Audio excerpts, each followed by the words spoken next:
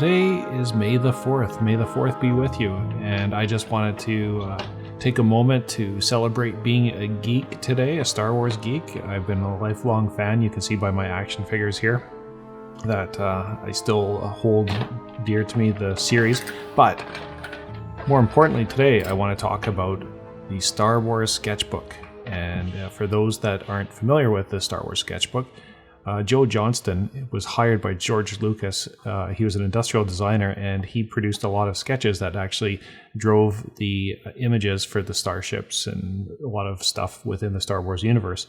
And before I get into talking about Joe Johnston, let me lay down a track here. So this is me going the extra mile and not destroying the great music by John Williams. I'll do my best, but here we go.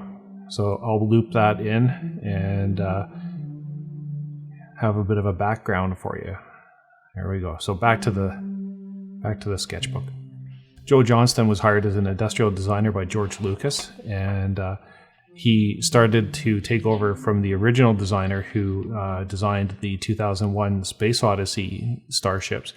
And the first ship that he designed, the designer from 2001 was a Star Destroyer. And so this is actually Joe Johnston's kind of reworking of the Star Destroyer. And it's probably one of the more detailed models that he had ended up working on. The second ship we're going to review is the Rebel Blockade Runner. And this, ironically, was supposed to be the Millennium Falcon. When they first came up with the idea for the Star Wars, and this is what the Millennium Falcon was going to look like. And eventually they went, you know what, it's a little bit too formal. We want something a little bit more roguish for Han Solo. And you can see that it's missing the hammerhead look at the capsule in the front. The life pod, which is the escape pod that R2-D2 and C-3PO go out on, they also designed that. And for those that remember the scene where they get released, that was shot in super slow motion, so they needed it to not have too many rough edges for it to be dropped on, so they caught it in a net down below. So that was they shot it in high speed, and then they eventually released it into a net for the filming of it. So that's part of the reasons why they designed it the way they did. So it instrumental within the Star Wars universe and getting C-3PO and R2-D2 down to Tatooine. The Skyhopper was actually only used as a prop when Luke was introducing himself to C-3PO. It was supposed to be in the show, or the movie, but they started to run into budget problems, and they said, okay, what's going to get cut? Another starship. But it was supposed to be used. The Sandcrawler, the Jawa's method of transportation, and where they actually captured and stored R2-D2 and C-3PO before they ended up with the aunt and uncle Owen of Luke Skywalker. Now, originally this was made by Ralph McQuarrie as a concept piece when he was asked to do some illustrations that could help sell the Star Wars universe to funders.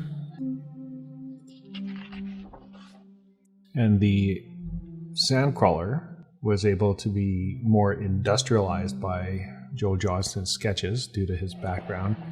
And then that actually made it more of a living universe item, which is one of George Lucas's goals when he started in on the concept of Star Wars, is he wanted all the items to feel like they had been used. The Death Star, wow. The whole movie really pretty much focuses around the Death Star, and here you see some of the hangar bay concept pieces with TIE fighters, and they just wanted to capture the enormity of it. And the other thing that really is iconic among many things about the Death Star is the trenches.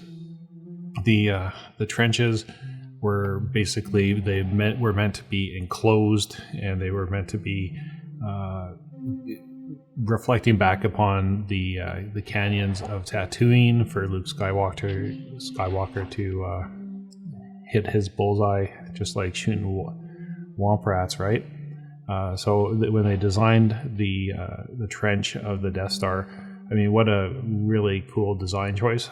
And I don't know if a lot of other people would have done it, because how often have you seen a space battle where the ships are out floating around the spaceship, and that the spaceship is kind of its own thing? But with the Death Star, they actually made it almost like a living planet with the trenches in it. So I think it worked out really well. Obviously, billions and billions of dollars later, and Disney now buying it.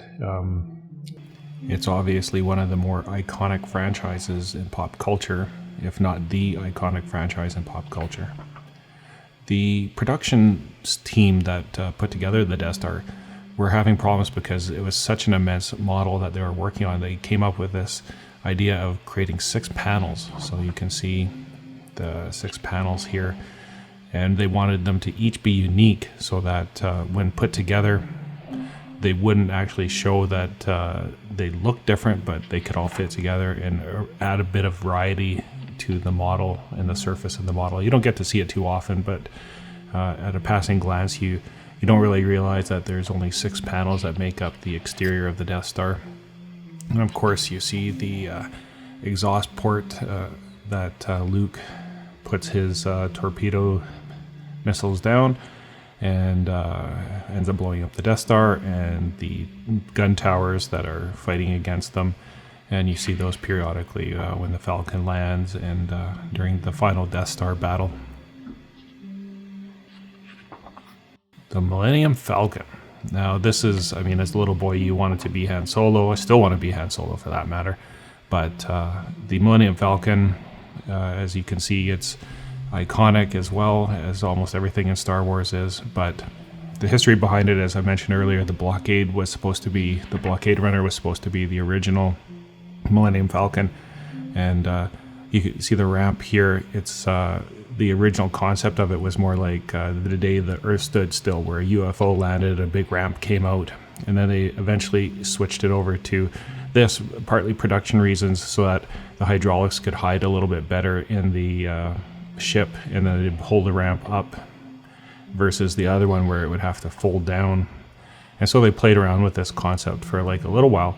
But when you actually think about it, the ramp is almost a character. Well, the Falcon is a character, but the ramp itself and the design of it, the interior design of it, and even the height of it, it's almost like a cozy mother goose protecting their young.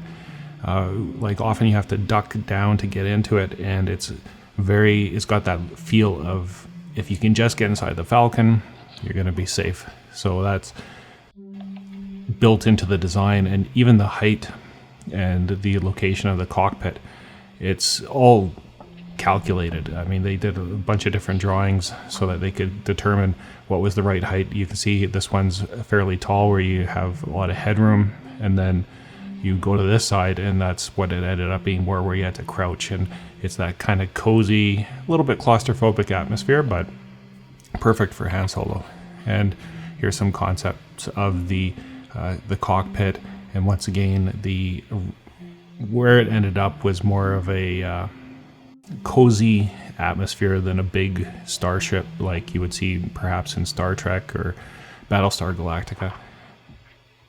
The other thing that when you watch the Death Star battle, and originally what happened was George Lucas was having a really tough time conveying to the model makers what he wanted it to look like, and so he put together some old World War II footage of the dogfights, and these guns are modeled after B-52 bombers that the footage showed, the B-52 bombers.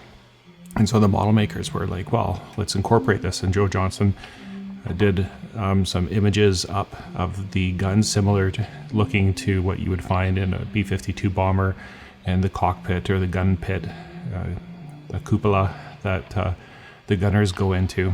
So, and of course the X-Wing, Luke's ship and the chosen fighter for the Rebel Alliance.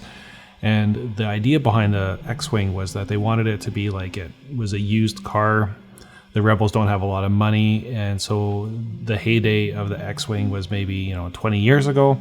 And over time, panels would get in the way, and they would have to, peel them off. And it's kind of that utility vehicle, very functional, but it used to be stylish at one point. And they went through a lot of different iterations of it. Some of them were more sleek. Eventually, they beefed up the engines to make it a little bit more like a muscle car than a sports car. And they ended up making it so that the R2 unit was on the exterior versus the interior. They wanted it that the engines kind of exposed and the wings thicker and tougher. And eventually they honed in on that. And you can see here that here it almost looks like a stealth bomber. And they went away from that and into more of a heavy duty mechanic kind of look to it.